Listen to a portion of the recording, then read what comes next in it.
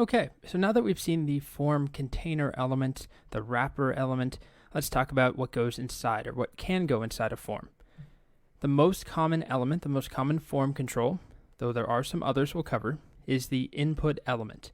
So the input element is extremely versatile. We can use it to make 20 plus different inputs. So that could range from a checkbox to a color picker to a date picker to a password input to just a plain old text input. And the way that this works is the exact same elements, input, but we change one attribute called type. And type is going to dramatically alter how it behaves. So I'll show you some examples. Here is the input documentation on MDN. The first thing you should know is that input is another example of an element that does not have a closing tag. There's no content between two tags. So if you look at how we use it, scroll down a bit more. It's quite the long page. Here you go. Here's an example. Just input. There's no closing tag. There's no content in between. And the most important attribute, as I've mentioned, is this one called type. But before we do that, let's head over to our HTML document, forms.html. I think my cat stepped all over my keyboard. Let's delete all of that. We've got our empty form, and let's add a single input, just like that. So technically this is a valid input, even though we didn't specify what type. I believe it defaults to a text input. As you can see here, I've got a text input, and that's part of my form. Now, what I'm usually going to do is specify type equals text. It's a lot clearer what we're working with. We won't really notice a difference at all. It's still a text input. But now, let's play around with a couple different types. So I'm just going to duplicate this a couple different times. We have text as our first one. Why don't we try, how about password? That's another very common input where the text inside is actually obscured. So password, we'll refresh. And this second one is our password input. This one is our text input. So I'm sure you've seen these quite a bit in the wild. We just took a look at one earlier. It's exactly the same element, just one difference in the type attribute. So why don't we take a look at something even more different? How about, let's go with a color input.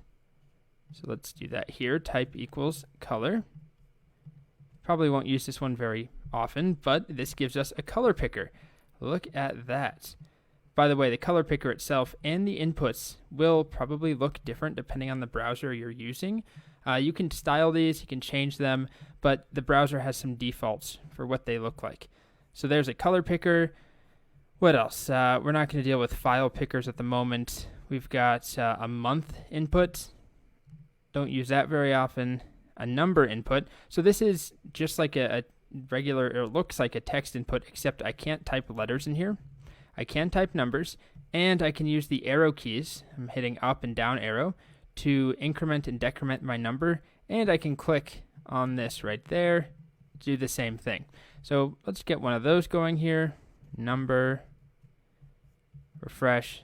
There's our number inputs. And let's also do, how about time? You can do that. It's a time picker. You can also type the time in there yourself. We've got a week input. I don't think I've ever used that in my life. And we'll come back and talk about some of these odder ones like a radio and a range and a checkbox. Not that they're odd in a bad way, they're just different. I'm going to cover those in a separate video. I'll group them together. So that's the basic idea of input. Very versatile. I mean, 4 pretty different types of inputs already, and that's just a small subset of them. But there are other attributes aside from this type attribute that we should cover. And one of the most important is something called placeholder. Placeholder is an attribute that will specify the placeholder text for an input, which is the text that shows up before we've typed anything or while it's empty. So for my text input, what is this input supposed to be? Let's say it's a username. I want you to type your username in. I'll refresh, and we see username, but then as soon as I type, my content wins, and we don't see the placeholder. So it's just a placeholder. Now, it doesn't work for every single input. For example, a color input, I don't think you can add a placeholder. On a password input, it is helpful just to specify this is password, or you can do something like enter your password. It just shows up there until you start typing. And we've got a number input, same thing, placeholder equals, enter a number. And there you go. Okay, So placeholder, very important, just in terms of making sure people know what to type into your inputs. However, it's still not super accessible, and we don't have something that we definitely need, which are labels. We will talk about that in the next video, how we properly label these inputs, and there's a couple of reasons why that's important. But for now, what we've seen is that using just one input element and changing that one type attribute, we can get quite a variety of different types of inputs or different form controls. Okay,